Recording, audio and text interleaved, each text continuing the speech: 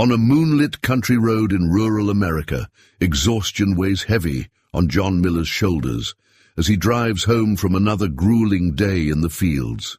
His farm is drowning in debt, and tomorrow's forecast looks just as grim as today's. But fate has other plans. Through the darkness, his headlights catch something unnatural, a car overturned at the bottom of an embankment, smoke curling from its crushed engine. In the next few minutes, this struggling farmer will make a decision that changes not just 4 lives trapped in that wreckage, but the entire trajectory of his own future. What he doesn't know is that his simple act of courage is about to trigger a chain of events that nobody in the county could have predicted. Could saving someone else's family be the key to saving his own? Before we jump back in, tell us where you're tuning in from. And if this story touches you, make sure you're subscribed, because tomorrow I've saved something extra special for you. 12 hours earlier, John Miller stood in his kitchen, staring at the weathered account book spread open on the table. The morning sun filtered through worn curtains, casting long shadows across columns of red ink. His calloused fingers traced each entry, a record of hopes dwindling like the last harvest's profits. The local bank's latest notice lay beside the book, its crisp white paper a stark contrast to the worn pages of financial struggle. Sarah, his wife of 30 years, placed a steaming cup of coffee beside him. Her silver-streaked hair caught the morning light as she squeezed his shoulder, a gesture that had become their shared language of comfort through decades of hardship. "The Wilsons down the road got their notice too," she said softly, not meeting his eyes. "Seems the bank's getting anxious about everyone these days." John took a slow sip of coffee, buying time before responding.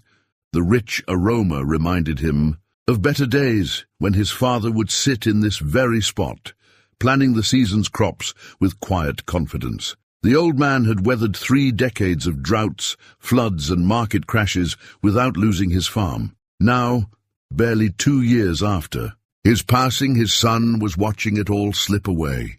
"Tommy asked about college again last night," Sarah ventured, settling into the chair across from him. Their 17-year-old son's dreams weighed as heavy as the mortgage these days. The boy had his grandmother's brains and his grandfather's work ethic, a combination that deserved better than community college and a failing farm. "He'll go," John said firmly, shutting the account book. "Somehow, we'll make it happen." The words tasted bitter, like promises he wasn't sure he could keep. Through the kitchen window, he could see the barn, or what remained of it after last season's storm. The insurance had covered barely half the damage, and temporary repairs weren't holding up against spring rains. Every morning, the sight of the damaged roof mocked him, a visible reminder of how far the Miller legacy had fallen. Outside, the ancient John Deere tractor coughed to life, Tommy already starting his pre-dawn chores. The boy never complained, but John saw how he studied, late into the night after working the fields, determined to maintain his grades while helping save the farm. It wasn't fair, asking so much of a teenager, but farming had never been about fair. Sarah began preparing breakfast, the familiar rhythm of bacon sizzling and eggs cracking, a domestic symphony they'd shared for 3 decades. "Mrs. Henderson at the diner asked if I could pick up extra shifts," she mentioned casually, though they both knew what it meant. Their neighbors were already whispering about the Millers' troubles. Pride was a luxury they couldn't afford much longer. "We've got that payment due end of month," John said, more to himself than to Sarah. The numbers danced in his head: seed costs, equipment repairs, mortgage payments, and now Tommy's college fund. Each figure seemed to multiply in the pre-dawn quiet, a mathematical nightmare that kept him awake most nights. The morning radio crackled with the weather report. Clear skies today, but rain coming tomorrow. Every farmer in 3 counties would be racing to get their work done before the storm hit. John's shoulder ached at the thought, an old injury from his high school football days that never quite healed right. Doctor visits were another luxury they'd learned to live without. "Dad!" Tommy's voice carried from the yard. "Irrigation pumps." Acting up again! John pushed back from the table, leaving his coffee half-finished. Sarah caught his hand as he passed, her fingers warm against his weathered skin. "We'll figure it out," she whispered. The same words they'd been sharing like a prayer since the trouble started. "We always do," he nodded, not trusting his voice. Outside, the morning air carried the sweet scent of newly turned earth and the promise of spring growth. Tommy stood by the irrigation system, tools already spread out in the precise way his grandfather had taught him. The boy's face showed the same quiet determination John had seen in his own father's eyes countless times. "Show me what we're dealing with, son," John said, kneeling beside the pump. As they worked together in the growing light, he could almost believe Sarah's words. They would figure it out. They had to. 5 generations of millers had worked this land, their stories written in the very soil beneath their feet. The bank might hold the papers, but this land held their history, their hearts, their future. The sun climbed higher as father and son coaxed life back into the old pump. Another day on the Miller farm was beginning, for better or worse. Neither of them could have known that by nightfall everything would change. The dashboard clock on John's old pickup read 9:47 p.m., its faded green numbers barely visible in the gathering darkness. He'd promised Sarah he'd be home by sunset, but promises were getting harder to keep these days. The fields didn't know about promises. They only knew about time and weather, and tomorrow's forecast had pushed everyone to work late. His hands felt heavy on the steering wheel, joints stiff from 14 hours of wrestling with equipment that should have been replaced years ago. The combine had broken down twice, each repair eating away precious daylight and what little emergency. Money they had left, but they'd finished before the rain. That's what mattered. Tommy had stayed until dinner when Sarah called him home to study for tomorrow's calculus test. The truck's radio crackled with static between stations, picking up fragments of weather reports and late-night talk shows. John didn't bother trying to tune it properly. The quiet suited him better, letting his mind wander over the day's tasks and tomorrow's worries. He'd seen Henderson from the bank in town earlier, the man's careful nod saying more than words could about the impending payment deadline. His phone buzzed in the cup holder, Sarah's name lighting up the screen. He fumbled with the answer button, trying to keep his eyes on the rough country road. "Hey, honey, John Miller. Do you know what time it is?" The worry in her voice was wrapped in 30 years of loving exasperation. "Tommy said the combine was giving you trouble again." "Nothing I couldn't handle." He downplayed the hours spent with his back against cold metal, searching for problems he couldn't afford to fix properly. "Got everything done before the weather." "Turns. How's our boy doing with that math?" "Head buried in books, just like always." Pride crept into Sarah's voice. Mrs. Peterson at the grocery store mentioned her Tommy got accepted to state on a partial scholarship. Made me think, our Tommy's scores are better, John said firmly, knowing where her thoughts were heading. He'll get more than partial, you'll see. He didn't mention the college savings account that had been slowly draining to keep the farm afloat. Some worries were better kept to himself. The truck's headlights caught a familiar fence post. Old Ben Wilson's property marker. Usually John would take the main road home, but tonight he'd opted for the back way. The longer route meant less chance of running into neighbors who might want to talk about the bank notices everyone seemed to know about. "Did you eat anything?" Sarah's question interrupted his thoughts. "I saved you a plate. I'll heat it up when I get home." His stomach growled at the thought of Sarah's cooking, reminding him that his last meal had been a hasty sandwich at noon. "Just need to check the irrigation setup one more time. 10 minutes, tops." "John," Sarah's tone carried a warning. "That can wait until morning. You need rest." He smiled despite his exhaustion. Some things never changed. Sarah trying to take care of him trying to take care of everything else. "Tell you what, I'll skip the irrigation check if you've got some of that apple pie left. There might be a piece with your name on it." The smile in her voice warmed him more than any pie could. "Just come home safe. Always do," he ended. The call, tossing the phone back in the cup holder. The old truck's engine coughed as he pressed the accelerator, fighting the slight incline. Another repair he'd have to postpone.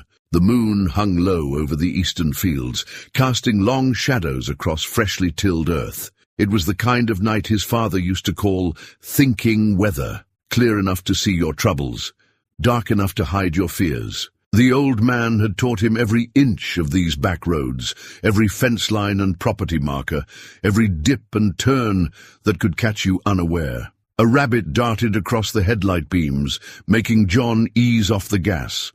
His father's voice echoed. In his memory, night driving's got its own rules, son. Everything looks different in the dark. How many times had they driven these same roads together, talking about crops and weather, planning and dreaming? The truck's clock now read 10:03. If he took the Creek Road cutoff, he could shave 5 minutes off his drive time. Sarah would appreciate that more than any excuses about irrigation checks. The turn came up faster than he remembered, gravel crunching under tires as he steered onto the narrower path.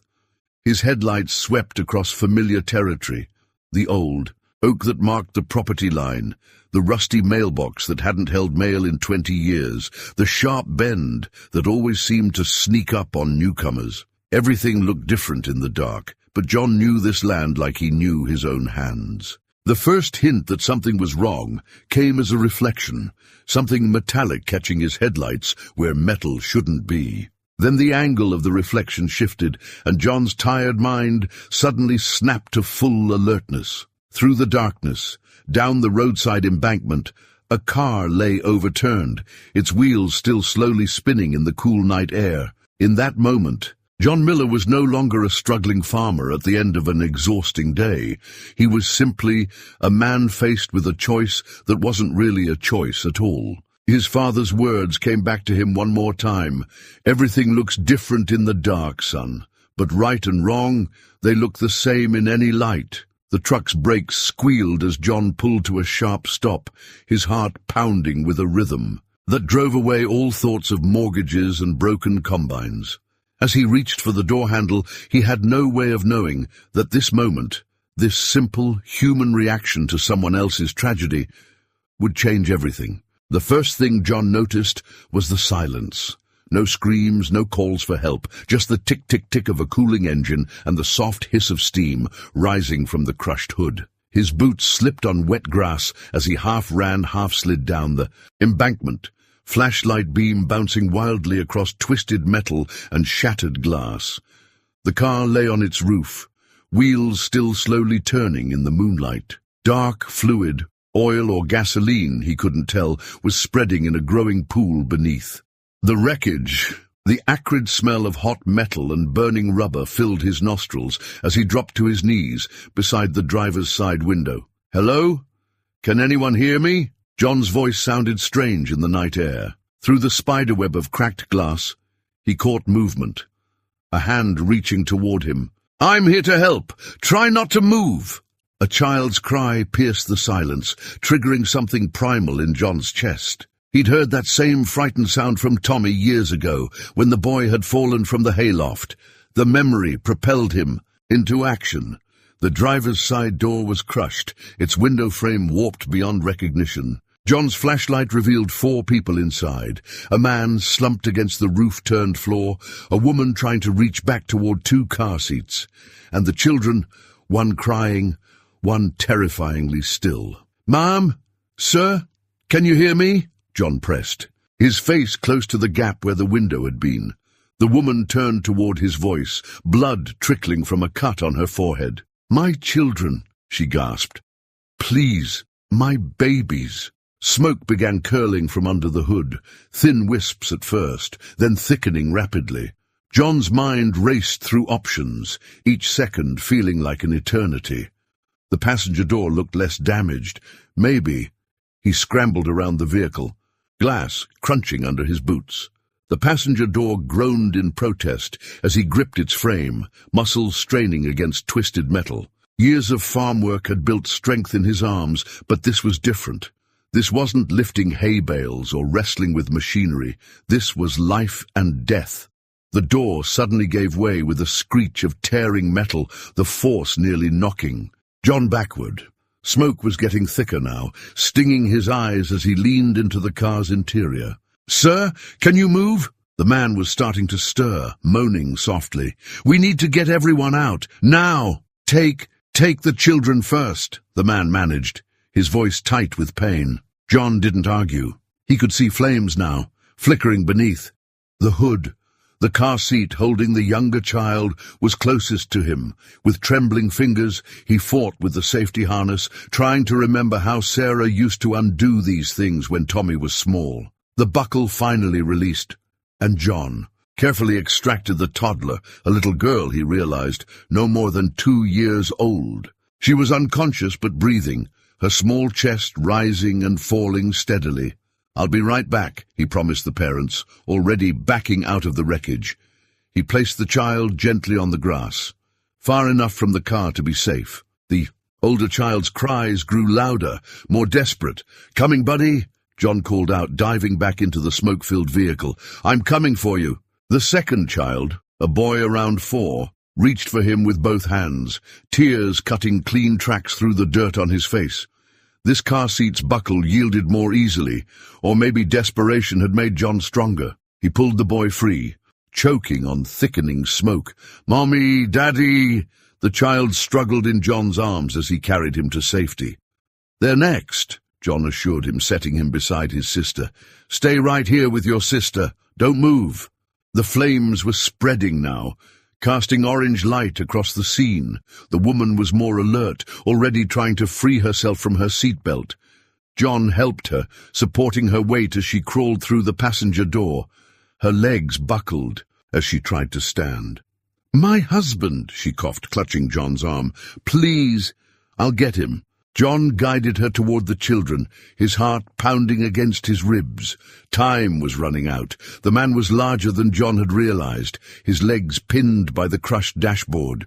The smoke was almost unbearable now, and the heat from the engine. Fire was intensifying by the second.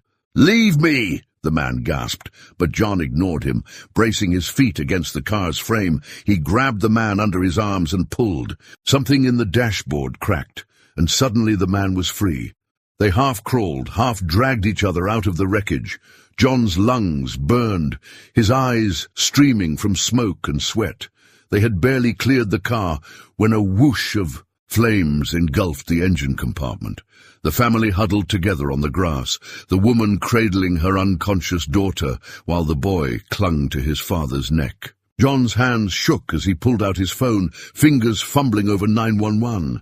The operator's voice seemed to come from very far away as he reported their location. "They're sending help," he told the family, sinking down beside them. The little girl was starting to stir, making small whimpering sounds that were the sweetest noise John had ever heard. "Ambulance and fire truck are on their way." "You saved us," the man said quietly, his voice rough with smoke and emotion. "You saved my family." John shook his head, embarrassed by the raw gratitude in the stranger's voice. "Anyone would have done the same." "No," the woman interrupted, still holding her daughter close. "Not anyone. Not everyone would have stopped. Not everyone would have—" She broke off, tears mixing with the blood on her face. The sound of distant sirens filled the night air. The little boy had stopped crying, now watching the burning car with solemn fascination. His father extended a shaking hand toward John. "I'm David Thompson," he said. "This is my wife Anna, our son Michael, and our daughter Rachel." His grip was strong despite his ordeal. "I'm a doctor at County General, and I'm going to spend the rest of my life trying to repay what you did here tonight." John clasped the offered hand, too exhausted to argue about repayment. The sirens were getting closer, red and blue lights beginning to paint the trees. In the distance, he could see other headlights approaching. The first curious neighbors. Arriving at the scene, "John Miller," he said simply. "I'm just a farmer." David Thompson looked at him for a long moment, emergency lights reflecting in his eyes. "No, Mr. Miller. Tonight, you're a hero." As the first rescue vehicles crested the hill, John thought about Sarah waiting at home with that promised piece of apple pie. He had no way of knowing that this night, this chance encounter on a dark country road, would change not just the Thompsons' lives, but his own as well. The first hints of dawn were breaking over the eastern fields when Sarah Miller's minivan pulled up to the accident scene. She found John sitting on the tailgate of his pickup, a paper cup of cold coffee forgotten in his hands. Emergency vehicles cast alternating red and blue shadows across his face, making him look older than his 53 years. "Tommy called me when he heard it on the scanner," she explained, wrapping her arms around him. He smelled of smoke and something else. Fear, maybe, or destiny. A local news photographer was capturing the scene, his camera flash punctuating the growing daylight like artificial lightning. Across the road, the Thompson children slept on a stretcher, wrapped in emergency blankets. Their mother sat beside them, refusing further medical attention until her children had been thoroughly examined. David Thompson was speaking with the state police, his doctor's training evident in the precise way he described their injuries. "You should have seen him, Sarah." John's voice was hoarse from smoke. "Way he protected those kids. Hurt as he was. Man's got steel in him." Sarah squeezed his hand, knowing her husband was deflecting attention from his own actions. The growing crowd of neighbors gathered at the police barrier told a different story, one of a farmer who'd risked everything to save strangers. She'd already heard 3 different versions of events from people who hadn't even been there. "Betty from the diners bringing breakfast for everyone," she told him, noting how he was favoring his right shoulder. "And Pastor Mike's on his way. News travels fast around here." "Too fast," John muttered, but there was no real complaint in his voice. He was watching the Thompson children sleep, probably thinking about Tommy at that age. Sarah knew that look. He was seeing their own boy in those rescued children. The fire chief approached them, helmet under his arm. "Mr. Miller, we'll need your statement for the report." He glanced at the burnt-out shell of the Thompsons' car, now little more than a skeletal reminder of how close it had been, though I think we can all see what happened here. As John described the rescue, more vehicles arrived. Church vans bearing coffee and blankets, pickup trucks loaded with folding chairs, even old Mrs. Henderson from the grocery store with bags of fresh pastries. The sun rose fully over the horizon, revealing the full scope of the night's events in stark morning light. "The children are stable," David Thompson announced, approaching John and Sarah. Despite his injuries, he carried himself with the quiet authority of someone used to delivering both good news and bad. "Rachel has a mild concussion, but she's alert now. Michael's mostly just scared. Anna's got some cuts and bruises." He paused, touching his bandaged ribs. "I've got a few cracked ribs, but nothing that won't heal." "Thank God," Sarah breathed, meaning it with all her heart. "No," David corrected gently. "Thank your husband." He turned to John, his expression intense. "Mr. Miller, I need you to understand something. That car, the fire marshal says we had maybe 2 minutes before." He stopped, composing himself. "What I'm trying to say is, if you hadn't come along exactly when you did, if you hadn't acted as quickly as you did, anyone would have," John started to say, but David cut him off. "I've worked in emergency medicine for 20 years. I know exactly how many people would have driven past, called 911, and considered their duty done. You didn't just stop. You acted. You saved my family." Before John could respond, little Michael Thompson woke up and spotted him. "Daddy, look! It's the farmer man!" The boy wiggled free from his blankets and ran over, ignoring his mother's call to be careful. He crashed into John's legs with the unrestrained enthusiasm of a child too young to be concerned with social niceties. "Hey there, buddy," John said, softly, ruffling the boy's hair. "You being brave for your mum and dad?" Michael nodded solemnly. "I didn't cry. Well, not much. And I stayed with Rachel just like you said." "You did real good," John assured him, his voice thick with emotion. More people were arriving now. The local paper's editor, notepad in hand. The mayor, still in his Sunday suit despite the early hour. Even Henderson from the bank, looking somewhat uncomfortable as he stood at the edge of the crowd. Sarah watched a transformation taking place, not just in how others saw her husband, but in how he carried himself. The weight of their struggles seemed to lift slightly from his shoulders, replaced by something else. Purpose, maybe, or the recognition that even in their darkest times, they still had something valuable to give. Anna Thompson made her way over, little Rachel dozing in her arms. The cut on her forehead had been cleaned and bandaged, but tears still welled in her eyes as she looked at John. "I don't know how to thank you," she began. "No need," John said, firmly.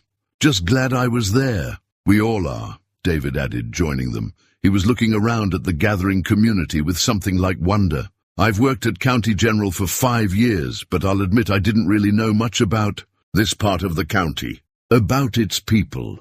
A flash caught their attention, the news photographer capturing the moment. John would later learn that this photo, showing 2 families brought together by fate and courage, would become something of a local legend. But now he was just grateful for the sunrise, for the lives saved, for the simple fact that everything had worked out all right. "You'll all come for dinner," Sarah declared suddenly, her tone leaving no room for argument. "Once everyone's recovered, we'll do it properly." "We'd like that," Anna smiled, adjusting Rachel in her arms, "though I insist on bringing dessert."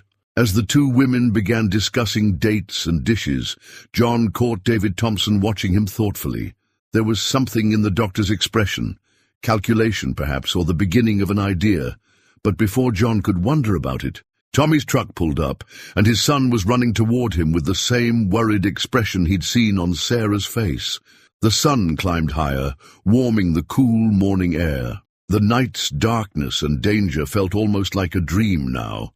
But the gathering of neighbors, the presence of the Thompsons, and the lingering smell of smoke reminded everyone that it had been very real indeed. What no one knew, not John, not the Thompsons, not even the most gossip-minded neighbor, was that this morning was just the beginning. The real miracle was still to come. By noon the next day, the county newspaper's headline read, "Local Farmer's Heroic Rescue Saves Family of 4." The article sat prominently on kitchen tables and store counters across 3 counties, accompanied by that dawn photograph of the Millers and Thompsons. John barely recognized himself in the image. Something about the early morning light and the photographer's skill had captured a dignity he'd never seen in his own weathered face. "Third person called the house this morning," Sarah said, sliding the paper across their kitchen table. She'd been up since sunrise, fielding phone calls and deflecting well-wishers with practiced grace. "Channel 4 wants to do an interview." John grunted, focused on his coffee. His shoulder ached fiercely from the previous night's exertion, but he had work to do. The rain they'd rushed to beat was rolling in, dark clouds gathering on the horizon. "Fields won't plough themselves," he muttered. Tommy looked up from his calculus textbook, dark circles under his eyes betraying his late night. "Dad, I can handle the south field. You should rest." Before John could protest, a knock at the door interrupted them. Sarah opened it to find Betty from the diner, bearing a massive casserole and eyes bright with excitement. "You won't believe what just happened at the bank," she announced, barely waiting to set down her dish. "Henderson came by the diner for his usual breakfast.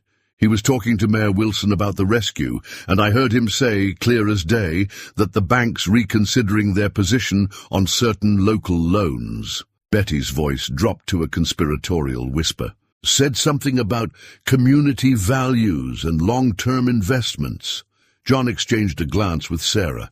They'd been banking with Henderson's family for 3 generations, watching as personal relationships gave way to corporate policies and bottom lines. The idea that one night could change that seemed impossible. "That's nice, Betty," Sarah said diplomatically, but the older woman wasn't finished. "And that's not all. Dr. Thompson's been making calls all morning. My niece works as his receptionist, says he's called half the hospital board already." Betty helped herself to a cup of coffee, settling in like she planned to stay a while. "Word is, they're talking about some kind of community health initiative." Tommy quietly gathered his books, squeezing his mother's shoulder as he headed out to start the day's work. The boy had his grandfather's intuition about when to make himself scarce, and right now the kitchen was filling up with more than just Betty's casserole. Marjorie from the church auxiliary arrived next, followed by the Wilson sisters from the quilting circle.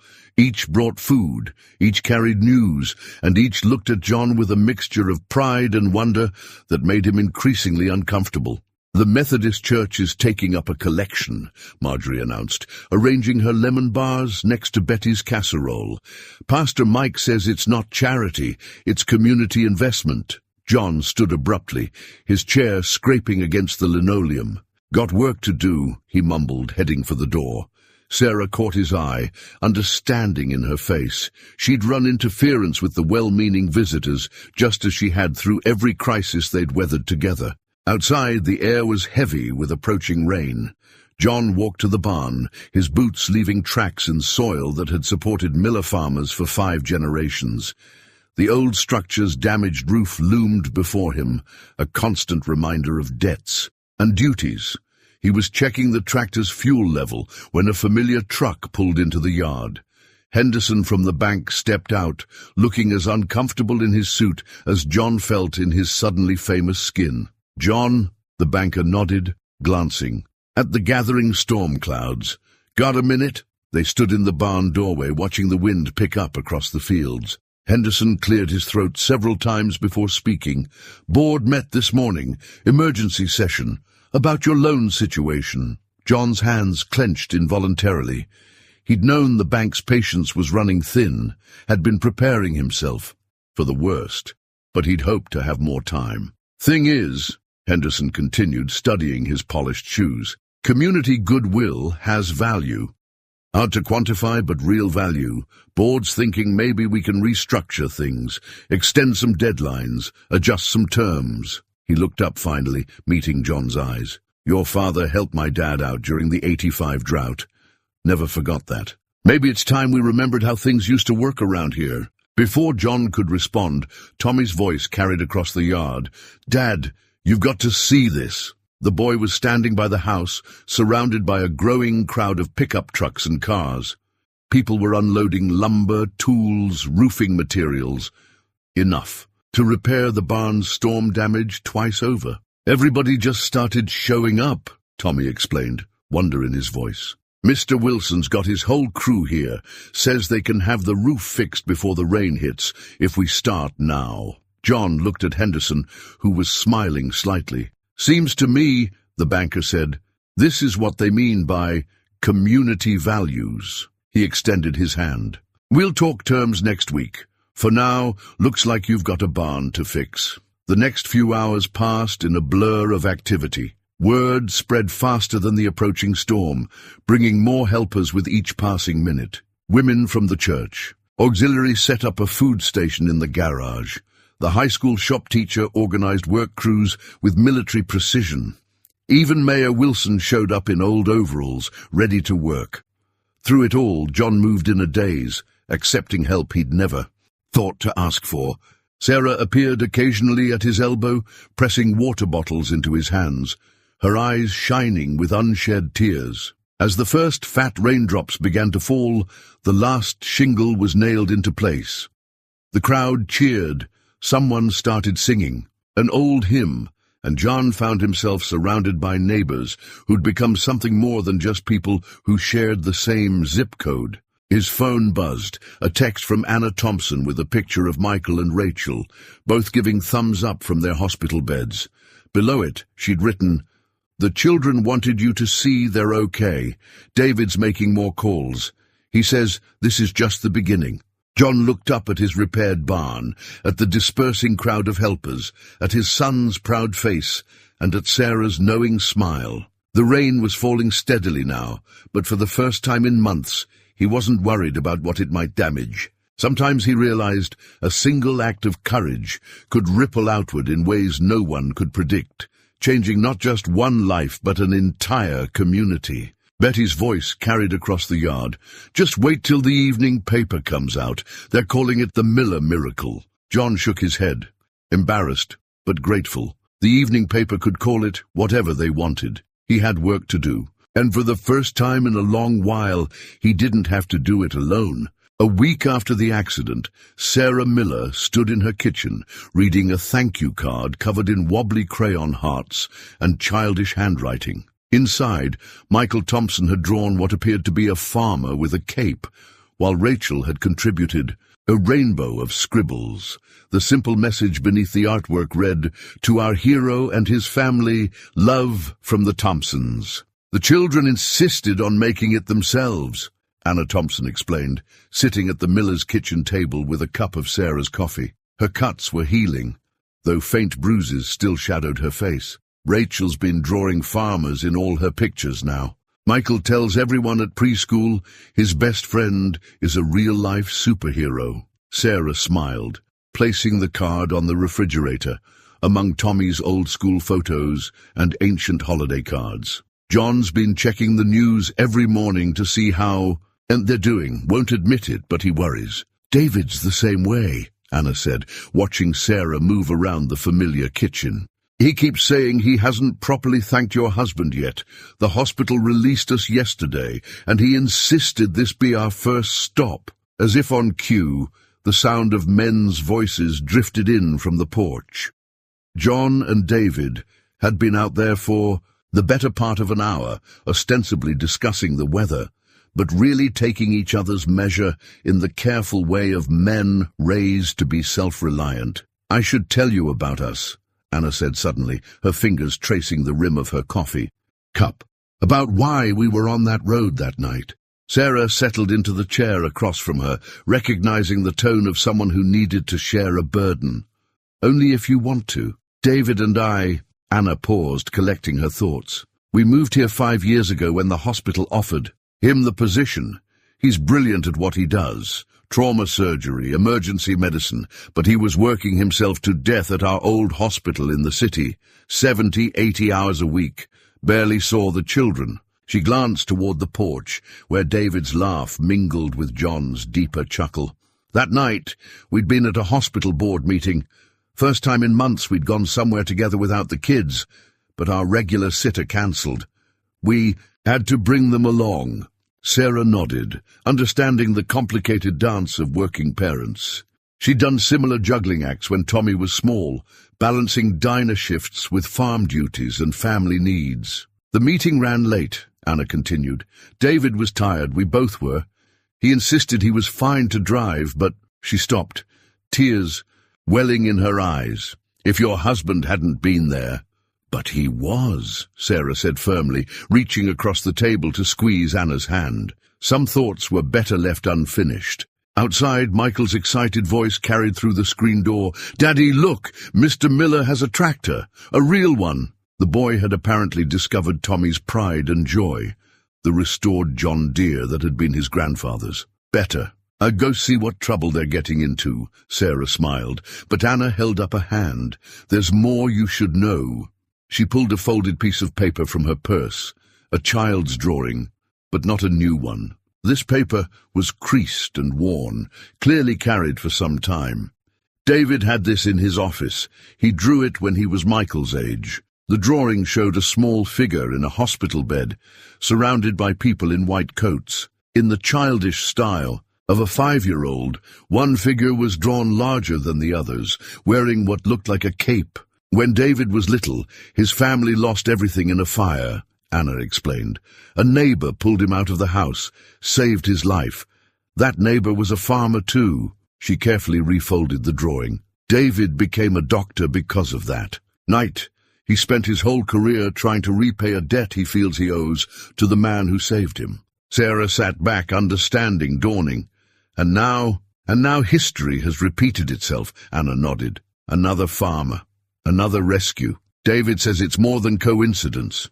He's been on the phone all week with the hospital board, the medical association, talking about rural healthcare initiatives, community outreach programs." The screen door creaked open, and Tommy appeared, grinning.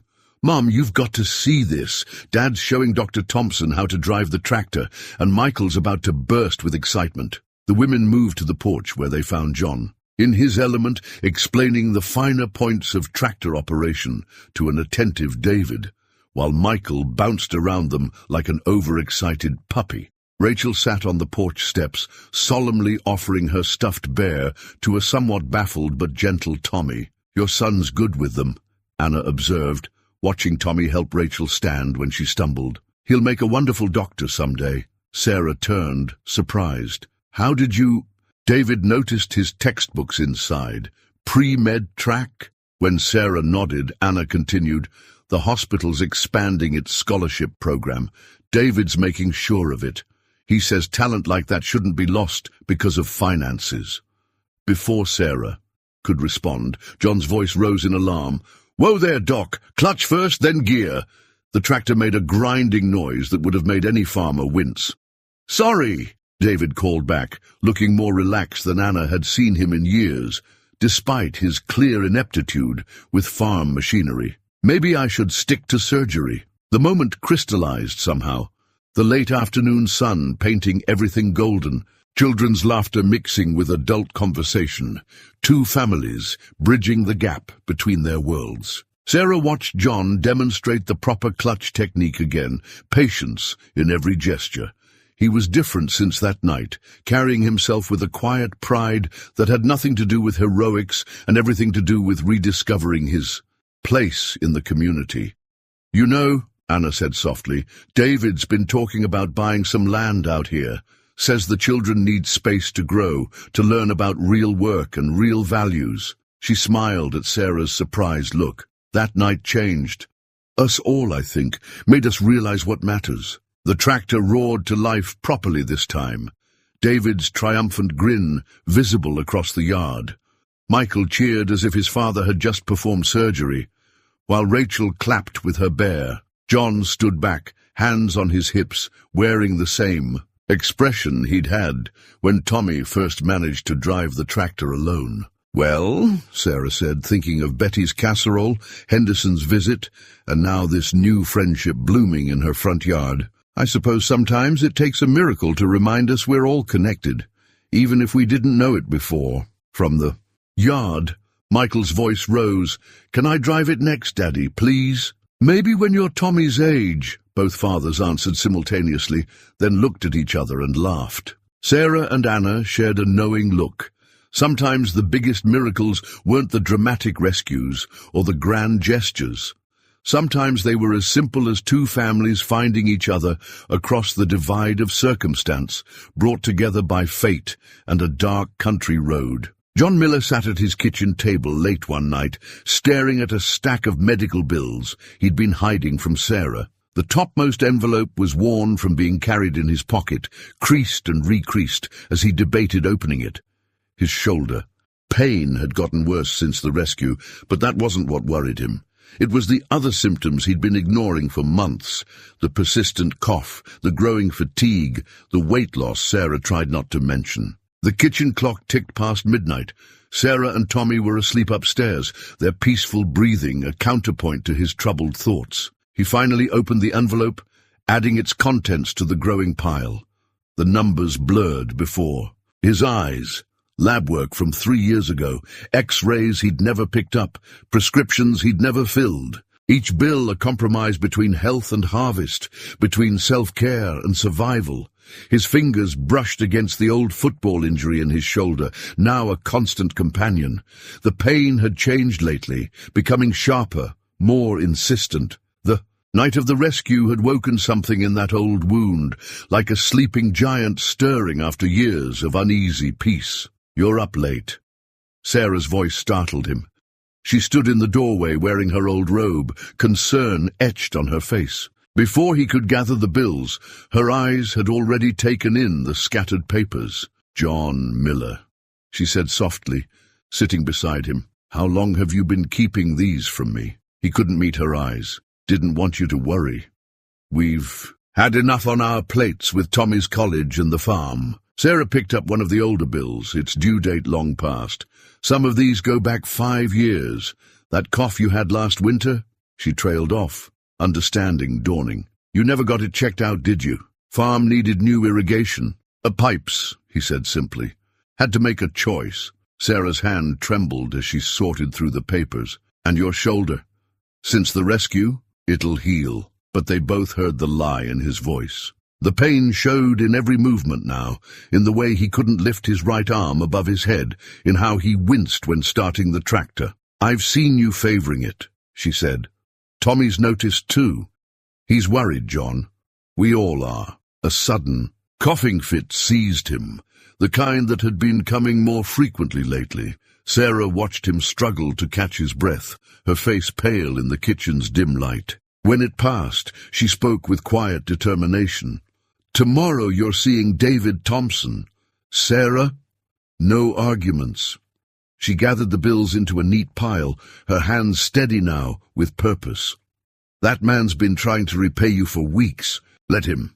We can't afford not to." Sarah's voice cracked slightly. "I watched you pull 4 people from a burning car. I'd like to keep you around long enough to meet our grandchildren someday."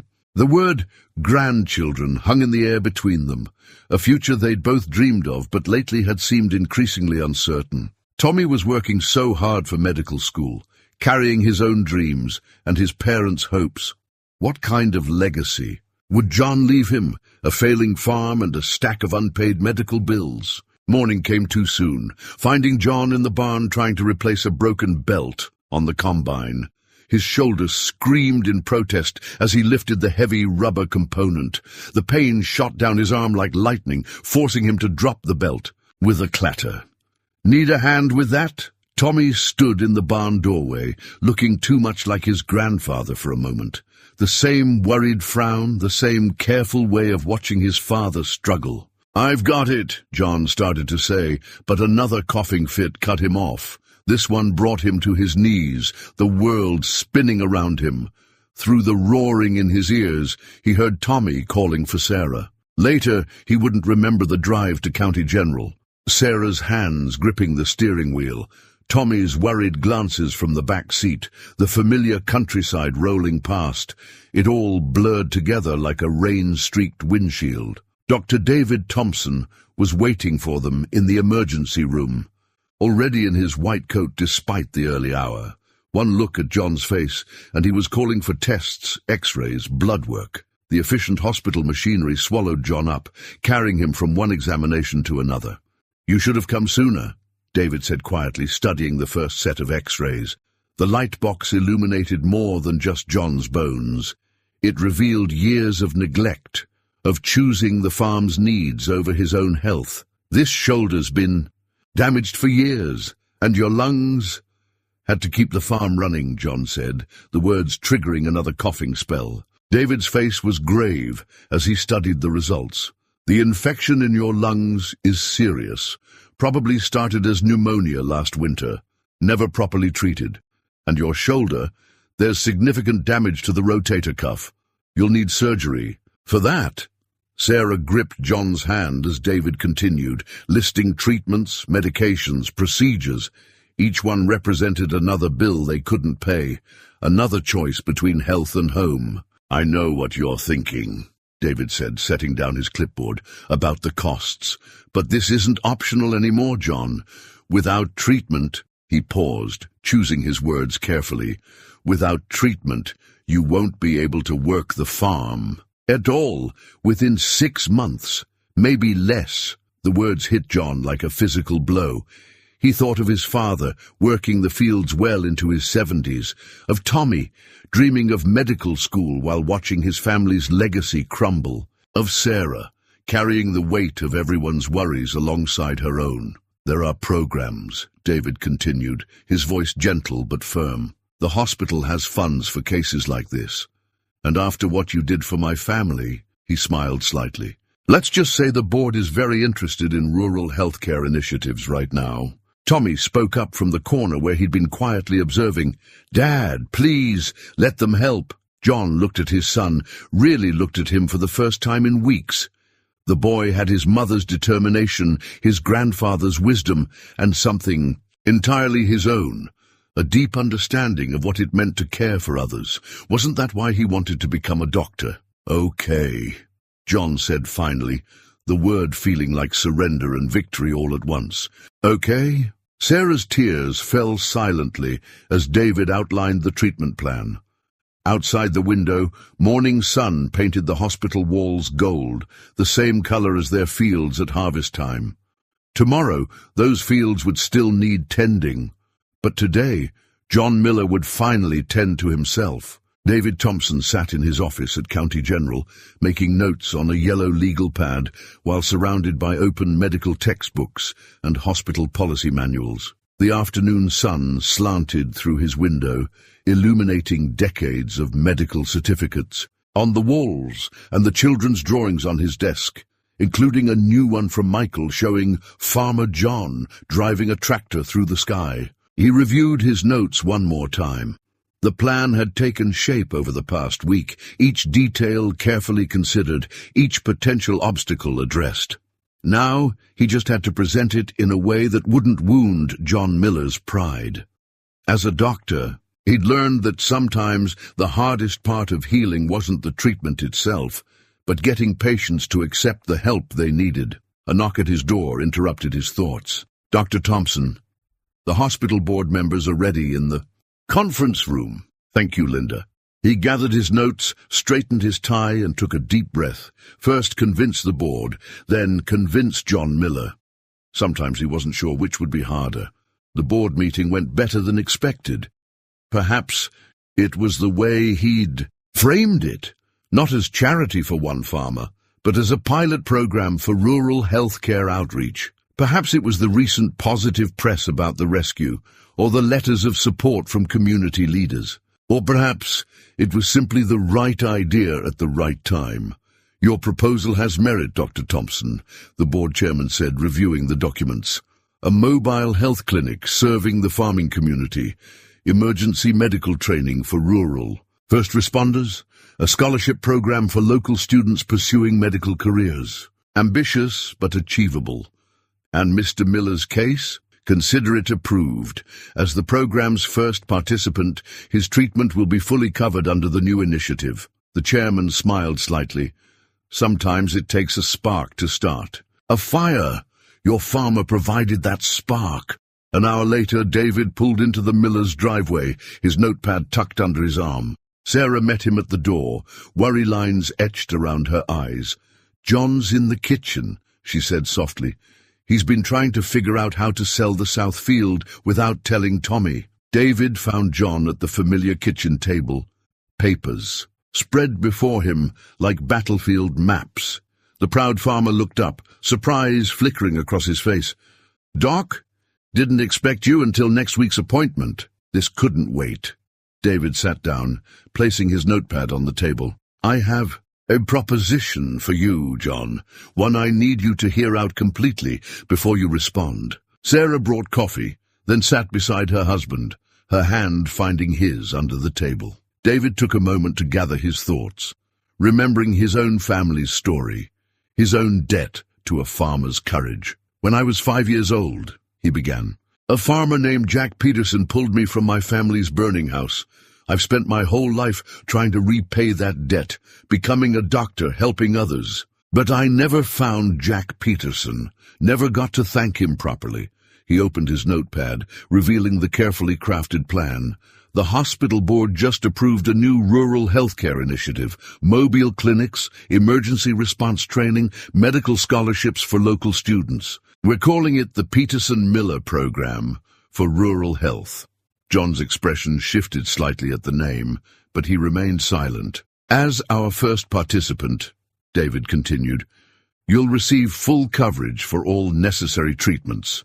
Surgery for your shoulder, proper care for your lungs, physical therapy, everything you need to get back to farming at full strength." "Doc, I can't," John started, but David held up a hand.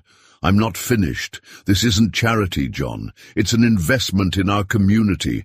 In exchange, we need your help establishing the program.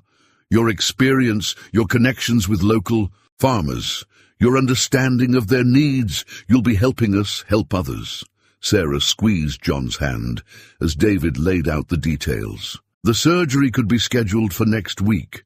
Physical therapy would begin immediately after. The mobile clinic would use the Miller farm as its first regular stop, serving neighboring families who, like John, had been putting off medical care. And Tommy's medical school applications, David added, watching John's face carefully. The board was very interested to hear about a local student with his grades and background. They've approved a full scholarship, provided he commits to serving in a rural area after graduation. John stood abruptly, moving to the window. Outside, Tommy was working on the tractor, probably trying to keep it running another season through sheer determination. The boy's dreams, his father's health, the farm's future, all hanging in balance. Why?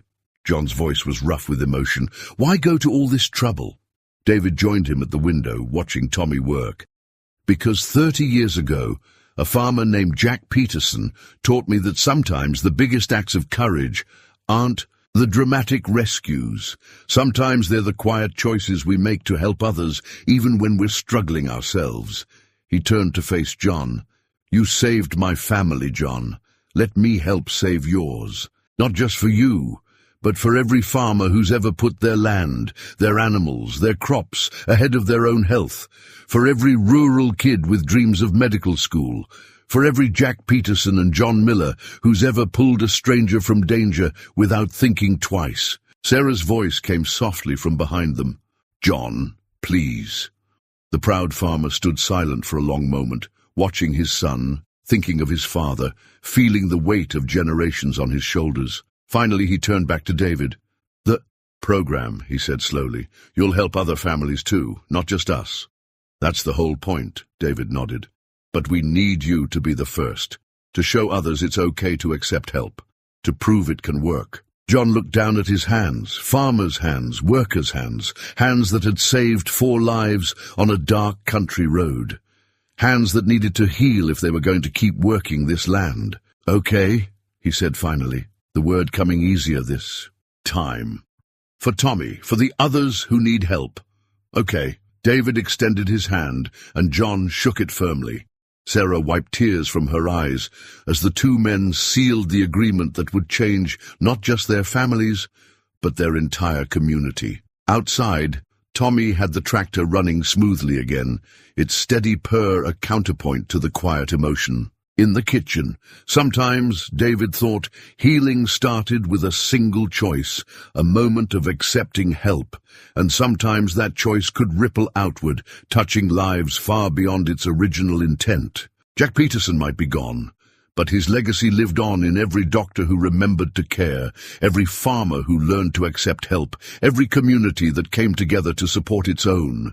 And now, in a program that would carry his name alongside.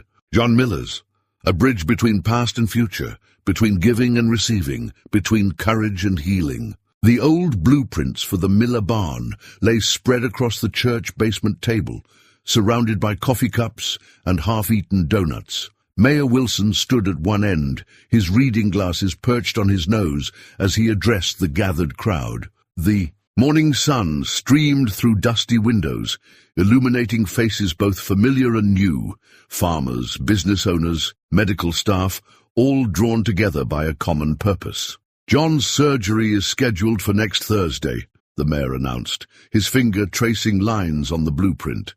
That gives us exactly 10 days to get the barn ready for the mobile clinic's first visit.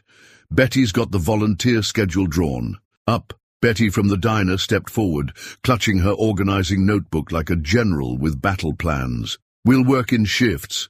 Henderson's lending us equipment from the construction supply store. Dr. Thompson's got medical students coming to help with the setup. Even the high school shop class is pitching in. From his seat near the back, Tommy Miller watched in amazement.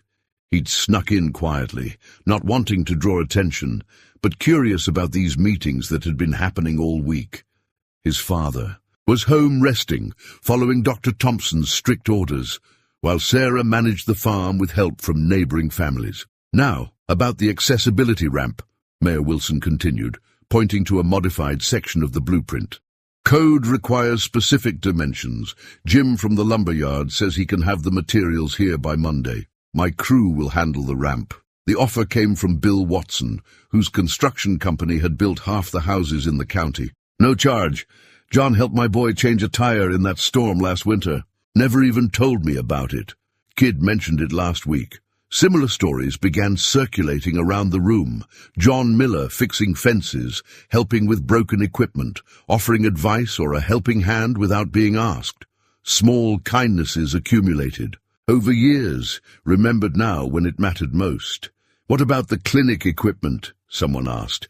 "Those old barn floors won't work for medical gear." Dr. Thompson stood up from his seat by the blueprints. "The hospital's sending a team to install proper flooring in the designated area. We'll need to ensure the electrical system can handle the additional load." "Already on it," called out Pete Stevens, the local electrician. "Got the permits yesterday. My boys'll have it up to code by Tuesday." The meeting continued, each problem finding its solution in the collective wisdom and willingness of the community. Tommy slipped out quietly, his heart full. He'd grown up hearing his grandfather talk about barn raisings and harvest helps, about how communities used to come together in times of need. Now he was seeing it firsthand. Back at the farm, he found his father sitting on the porch, staring at the barn with a thoughtful expression. The old structure had witnessed 5 generations of millers working the land. Soon it would help write a new chapter in the community's story. "They're really doing it, aren't they?" John asked, as Tommy settled into the chair beside him. "Turning our barn into something bigger than us." "The whole town's involved, Dad. Even my physics teacher volunteered to help with the wiring."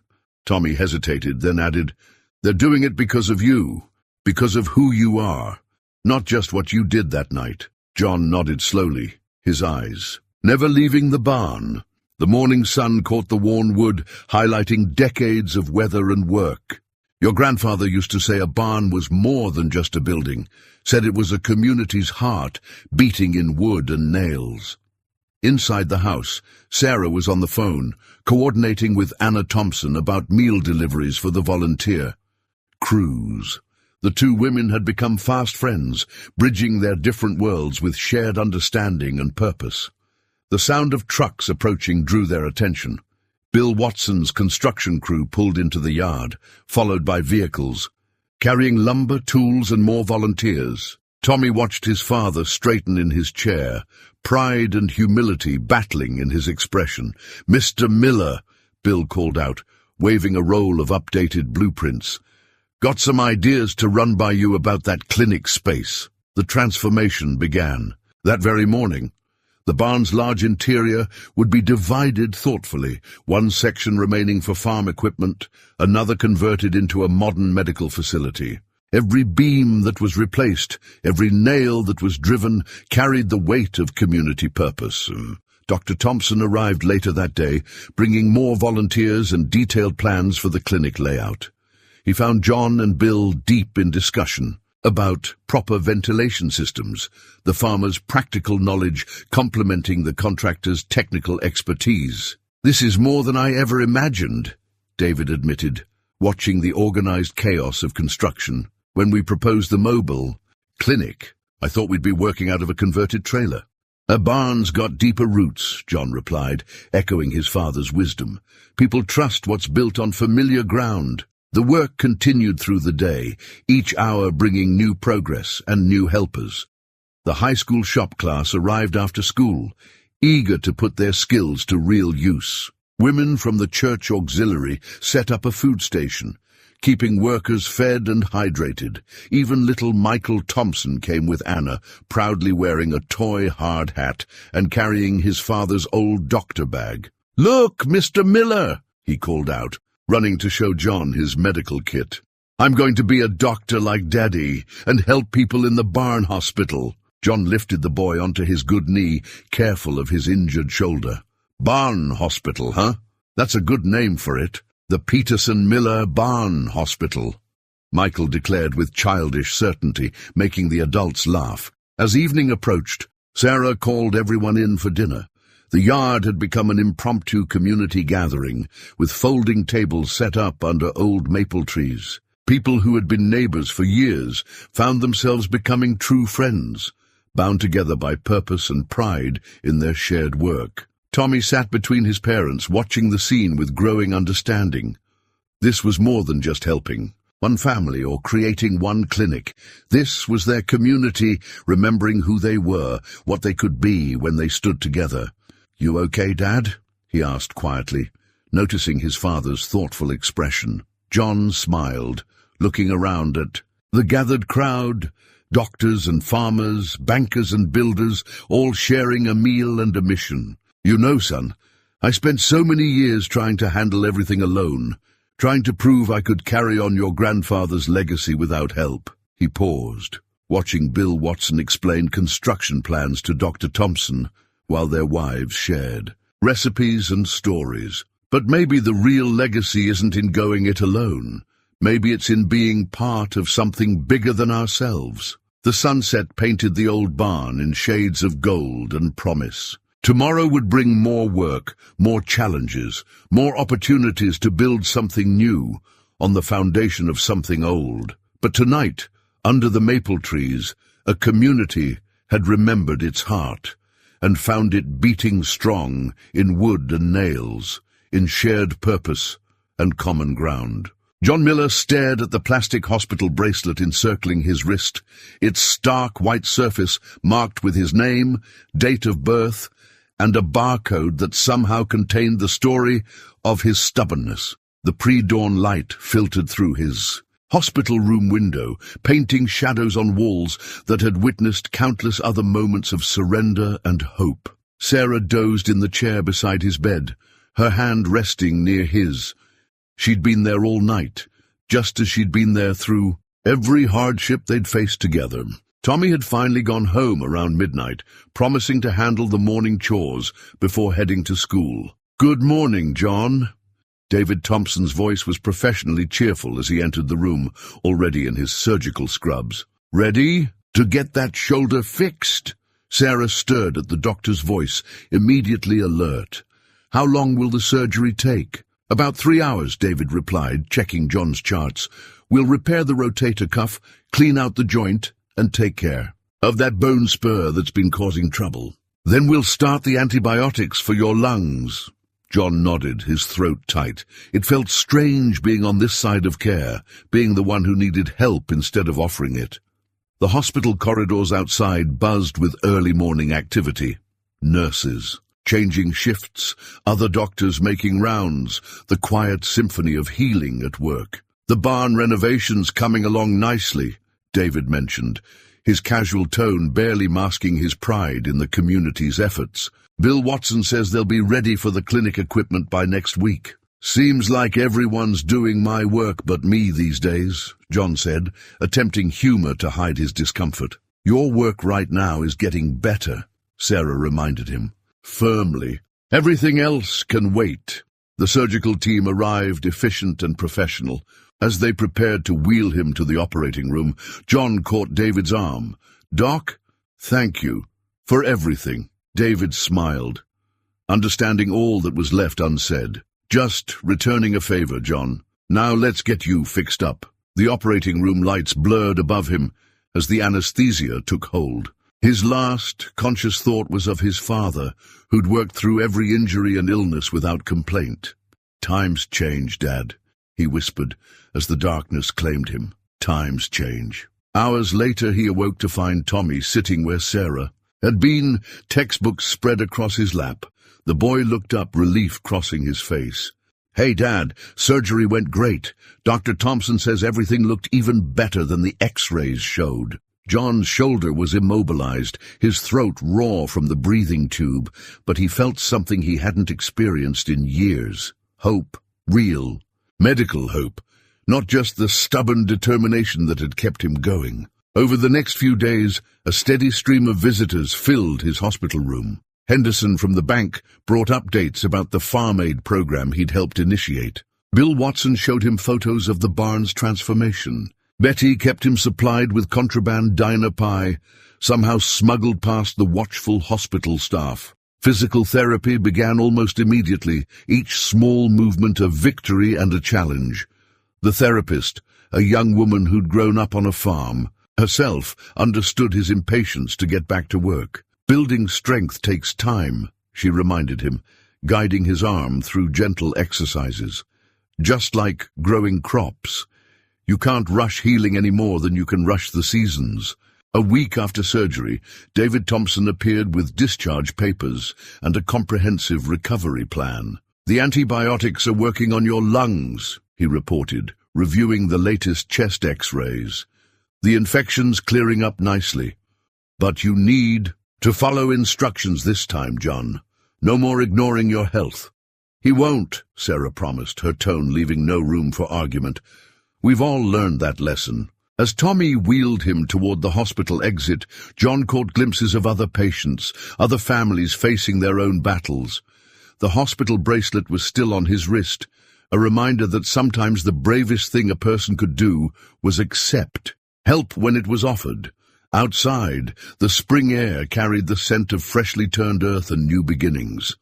The Miller farm was waiting, but for once, John wasn't rushing back to it. Some crops needed time to grow. Some wounds needed time to heal, and some lessons needed to be learned, one careful step at a time. The first support beam of the barn's new medical wing rose against the morning sky, its fresh timber a stark contrast to the weathered wood surrounding it.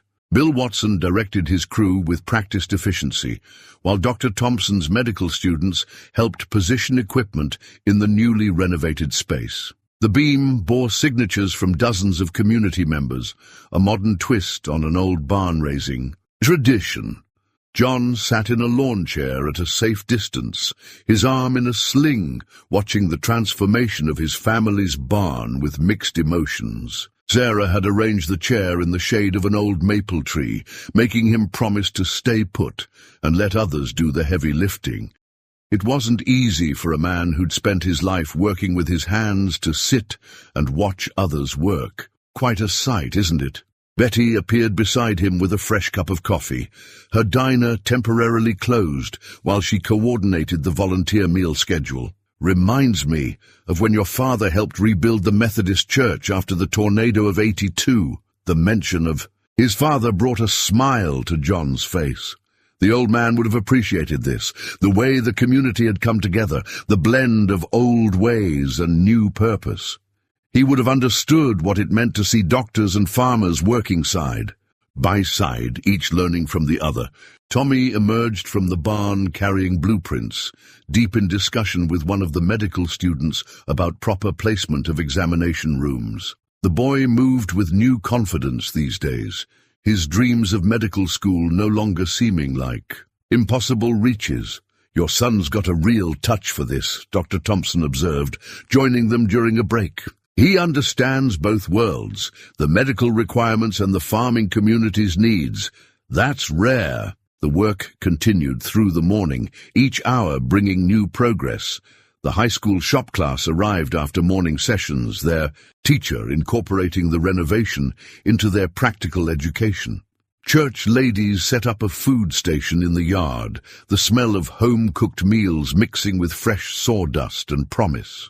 "We're setting the last major beam before lunch," Bill announced, approaching John's chair. "Thought you might want to sign it first." John struggled to his feet, accepting the offered marker. His signature joined others on the beam, names he'd known all his life alongside new ones, all part of this unexpected chapter in his farm's story. He thought about his grandfather, who'd built the original barn, and wondered what he would make of its evolution. The beam rose slowly into place, guided by careful hands and strong ropes. Someone started singing an old hymn, "Raise the barn with love and care," and others joined in, voices blending in the spring air. It was an old song, one John remembered from his childhood when community barn raisings were more common. David Thompson stood next to John, watching the beam settle into its new home. "You know," he said quietly, "when I first proposed this program to the hospital board, they were skeptical, didn't think we could bridge the gap between modern medicine and farming traditions." John looked around at the scene before them. Medical equipment being carefully installed in spaces that once held hay. Farmers and doctors working together to create something new. His son moving confidently between both worlds. "Sometimes the old ways and the new ways need each other," he replied, thinking of his own journey from stubborn self-reliance to accepting help. Like good soil, needs both old strength and new growth. The lunch bell rang. Actually, an old triangle. Sarah had found in the attic, calling everyone to the tables set up under the trees. The crowd gathered, dusty construction workers alongside medical professionals, farmers next to students, all sharing food and conversation. Little Michael Thompson darted between the tables, still wearing his toy hard hat, supervising like his father. Rachel followed more slowly, carefully carrying a plate of cookies she'd helped make. The future of the community, learning early that helping others was as natural as breathing. As John settled at a table, his healing shoulder reminding him to move carefully, he felt a deep sense of rightness. The barn had always been more than just a building. It was a symbol of community, of continuity, of care. Now it would continue that tradition in a new way, healing bodies as it had once sheltered crops, bringing people together as it had always done. The first support beam stood strong overhead, its signatures a testament to what people could achieve. Together, when old wisdom met new needs, and when a community remembered its heart. The long table in the miller's yard had become a gathering place, a symbol of community healing as powerful as any medicine. Every Sunday after church, neighbors would arrive with covered dishes and fresh stories, sharing meals and moments that strengthened bonds beyond blood or tradition.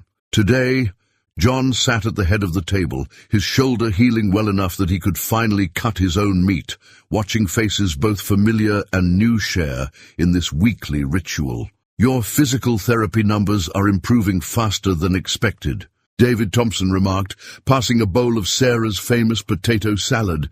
His own family had become regular fixtures at these Sunday gatherings, little Michael and Rachel now as comfortable on the farm as in their own backyard. Good teacher.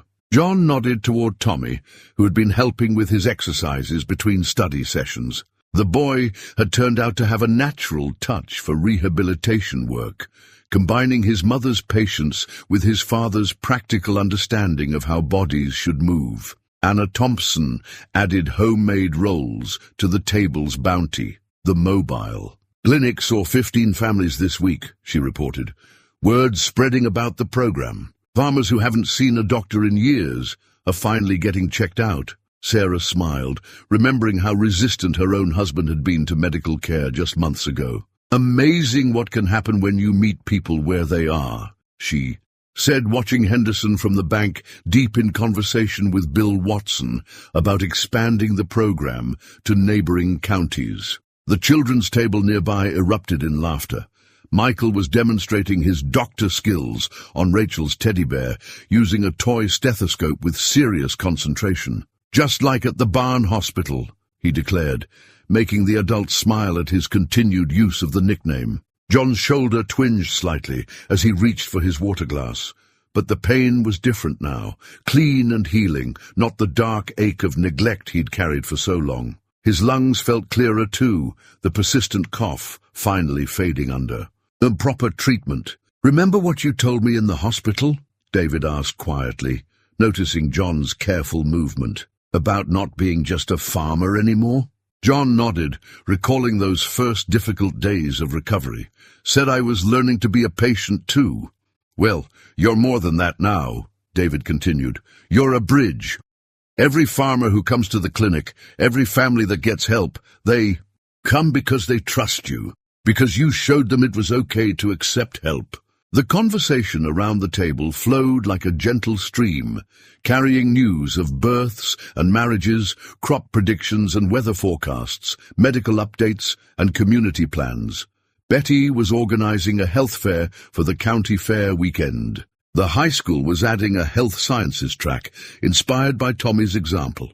Had an interesting call from State University yesterday, David mentioned casually, though his eyes twinkled.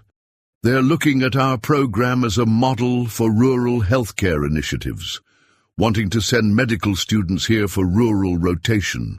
Training. Sarah reached for John's hand under the table, squeezing it gently. They both knew what this could mean for Tommy's future, for all the young people in their community who dreamed of medical careers. The afternoon sun painted everything in warm light, catching the new windows in the converted barn where the clinic space gleamed with promise. John remembered his father saying that a farm was more than just land and crops. It was a living thing that grew and changed with each generation. "Your grandfather would be proud," Sarah whispered, reading his thoughts as she often did. The farm's still helping people grow, just in a different way now.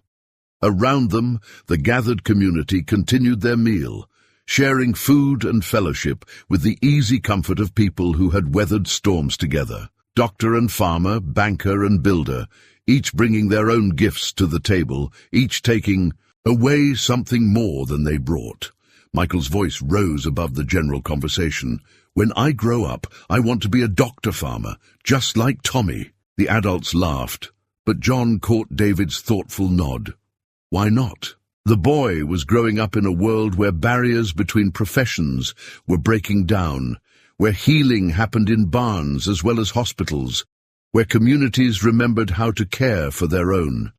The shared meal continued, a simple tradition, becoming something sacred, not just the healing of bodies, but the strengthening of a community's soul. Each Sunday added another layer to their shared story, another thread in the tapestry of lives woven together by chance, choice, and courage. The cleared debt notice lay on Henderson's desk at the bank, its crisp official letterhead standing in stark contrast to the worn payment book beside it. John sat across from his longtime banker, Sarah at his side, both still trying to process what they'd just heard. "The Community Health Partnership's lease of the clinic space more than covers your monthly payments," Henderson explained, his usual businesslike tone softened by genuine pleasure. "Add in the rural healthcare grant funding, and well," he gestured to the notice, "the Miller Farm's finances are more than stable. They're thriving." Sarah's hand found John's, squeezing gently. The weight of generations of worry seemed to lift from their shoulders, floating away like morning mist over freshly ploughed fields. "And Tommy's medical school?" John asked, his voice rough with emotion. Henderson smiled, pulling out another document. "The hospital board's scholarship covers tuition. The Health Partnership's teaching program includes a living stipend for rural medical students. Your boy's future is secure." Outside the bank's windows, Main Street bustled with activity. The mobile clinic program had brought new life to the community. Medical students renting empty apartments, visiting doctors, staying at Betty's renovated boarding house, farmers coming to town regularly for checkups and bringing their business with them. "Your father and I started banking together 40 years ago, Henderson said, leaning back in his chair. "He taught me something important, that a bank's real assets aren't in its vaults, they're in its community. Sometimes we forget that in the modern world. Takes someone special to remind us." John thought of his father, of all the Miller farmers who'd sat in this same office through good years and bad. Never thought the farm would be saved by turning part of it into a clinic. "Not just a clinic," Sarah corrected gently. "A bridge between old ways and new needs, between farmers and doctors, between neighbors who needed reminding that we're all in this together." Henderson handed them the final paperwork, not just a debt clearance, but a new kind of future. The farm would continue growing crops, but it would also grow hope, health, and community. The barn that had sheltered 5 generations of Miller. Harvests would now help harvest something just as vital, the well-being of the community itself. As they stepped out onto the sunlit street, John paused to look at the building that had so often been a source of anxiety. Now, it was just another part of the tapestry of their community, like the clinic barn and the Sunday gathering table. "You know what this means?" Sarah asked, her eyes twinkling. "We can finally fix that squeaky step on the back porch." John laughed, the sound as free as his breathing had become since the surgery. "Guess we can at that." They walked home together. Through the town, they'd always known, but somehow now felt new. The Miller farm would continue, changed but stronger, rooted in tradition, but growing toward a future neither of them could have imagined just months ago. The afternoon sun cast long shadows through the renovated barn, as the community gathered for the clinic's official opening. Rows of folding chairs faced a small podium, the space transformed by fresh paint and careful planning. But it was the handmade sign above the entrance that caught everyone's eye, wooden letters carefully crafted by the high school shop class reading, "Our hero, the Peterson Miller Rural Health Center." Michael and Rachel Thompson approached the podium together, the little boy in a miniature suit, his sister in her Sunday best. They carried between them another handmade sign, this one smaller and more personal, decorated with children's drawings and simple words, "Thank you, Mr. Miller." John sat in the front row, his newly healed shoulder allowing him to hold Sarah's hand comfortably. Tommy stood nearby in his new white coat, a gift from Dr. Thompson to celebrate his medical school acceptance. The mayor had just finished his speech about community spirit, and now David Thompson took the podium. "Months ago, on a dark country road, a farmer made a choice," David began, his voice carrying clear and strong. "He chose to stop when others might have passed by. He chose to help when it would have been easier to call someone else. He chose to put others first, even though he was struggling himself." The crowd nodded, many wiping away tears as they remembered. That night, Betty from the diner dabbed her eyes with her apron. Henderson from the bank stood straighter, pride evident in his bearing. But the real miracle, David continued, wasn't just the rescue. It was how one act of courage revealed the heart of our community. How one farmer's choice reminded us all of who we are and what we can be when we stand together. Michael and Rachel stepped forward then, presenting their sign to John. The boy had insisted on adding a cape to his drawing of the farmer, making everyone smile through their tears. "This center will serve our community for generations," David said. "It will train new doctors, care for our families, and remind us that sometimes the biggest miracles start with the smallest choices. That sometimes a hero isn't someone who does the impossible. It's someone who does what's right, even when it's hard." John stood slowly, accepting the children's gift with hands that had spent a lifetime working the land, and now had helped build a different kind of future. Sarah stood with him, her eyes shining with pride and love. "The farm's still growing," John said simply, his voice rough with emotion. "Just growing something new alongside the corn and wheat. Growing hope, growing help, growing community." The applause that followed wasn't just for John or for the new clinic. It was for every person in that converted barn who had helped write this new chapter in their community's story. For every farmer who would now get the care they needed. For every medical student who would learn to bridge two worlds. For every life that would be touched by what had grown from one dark night and one brave choice. Michael tugged at John's sleeve. "Does this mean you're officially a superhero now?" The laughter that filled the barn was as warm as sunshine on fresh-turned earth, as healing as any medicine, as hopeful as spring planting. Spring planting took on new meaning that year on the Miller farm. John stood in the freshly tilled field, a handful of seeds in his now stronger grip, watching the sunrise paint the clinic barn in shades of promise. The morning dew caught the light, turning each blade of grass into a prism of possibility. Through the barn's new windows, he could see the first patients arriving. Farmers who'd driven their tractors straight from the fields, elderly neighbors who no longer had to make the long journey into town, young families bringing children for checkups. Dr. Thompson's medical students moved with growing confidence, learning to blend modern medicine with rural realities. Tommy emerged from the clinic entrance, his white coat bright against the weathered wood. He'd started his practical training early, spending his pre-med summer learning from both doctors and farmers. "Got a full schedule today, Dad," he called out. Old Mr. Peterson finally agreed to get his knee looked at.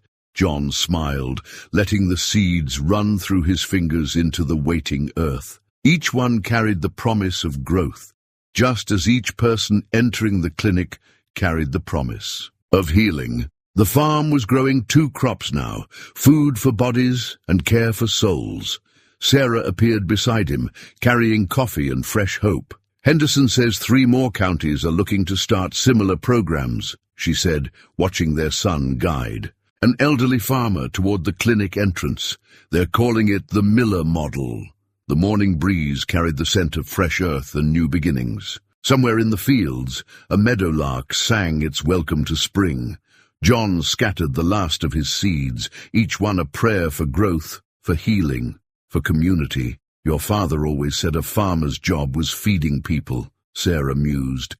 Guess we're just feeding them in more ways than one now. John nodded, understanding at last that some harvests couldn't be measured in bushels and bales. Some grew in the heart of a community, in the strength of hands joined in common purpose, in the courage to reach out and help, in the wisdom to accept help in return. The Thompsons' living room wall now held a framed family photo unlike any other. Both families together on the Miller farm, taken the day Tommy received his medical school acceptance. John and David stood shoulder to shoulder. Farmers and doctors no longer separate tribes, but partners in a shared mission. Sarah and Anna sat surrounded by children, including new faces from the community who joined their extended family. The photograph had become something of a tradition, updated each season as the clinic barn program grew. Medical students and young farmers gathered there now, learning from each other, building bridges between worlds that had seemed so far apart just a year ago. Little Michael, now in kindergarten, had started a toy clinic for his stuffed animals in one corner of the barn, practicing alongside the real doctors. Rachel helped Sarah plant a healing garden beside the clinic entrance, filling it with herbs and flowers that their grandmothers would have recognized. The evening light caught the frame's glass, reflecting the glow of a community transformed. What had begun with a chance encounter on a dark road had bloomed into something extraordinary. A place where healing happened in many forms, where old wisdom met new knowledge, where every season brought fresh growth and deeper roots. Next year's photo might need a bigger frame, Anna mused, watching more faces join their weekly gatherings. The family keeps growing, and it did. One patient, one student, one helping hand at a time. As the sun set over the Miller farm, painting the evening sky in shades of amber and promise, John stood at his favorite spot, near the old maple tree. From here, he could see everything. The thriving fields, the clinic barn alive with purpose, and a young farmer getting help from the community just as he once had. The man had been struggling with his own farm, proud and private like John had. But when his tractor broke down near Millerland, he found himself surrounded by helping hands. Now he sat with David Thompson, discussing a payment plan for his wife's medical care, while Tommy explained the rural health program's benefits. "Reminds me of someone I know," Sarah said softly, joining John under the maple's spreading branches. Together they watched the scene unfold, doctors and farmers, neighbors and friends, all part of something larger than themselves. The evening light caught the clinic barn's windows, making them glow like amber beacons of hope. Inside, Michael Thompson, now a regular visitor, was showing the farmer's young daughter his toy medical kit, just as he'd once been shown kindness in his moment of need. "Full circle," John murmured, taking Sarah's hand. And so the chain of kindness continued, flowing like an endless river through their community, touching lives in ways that no one could have predicted on that fateful night when a farmer chose to stop and help a family in need.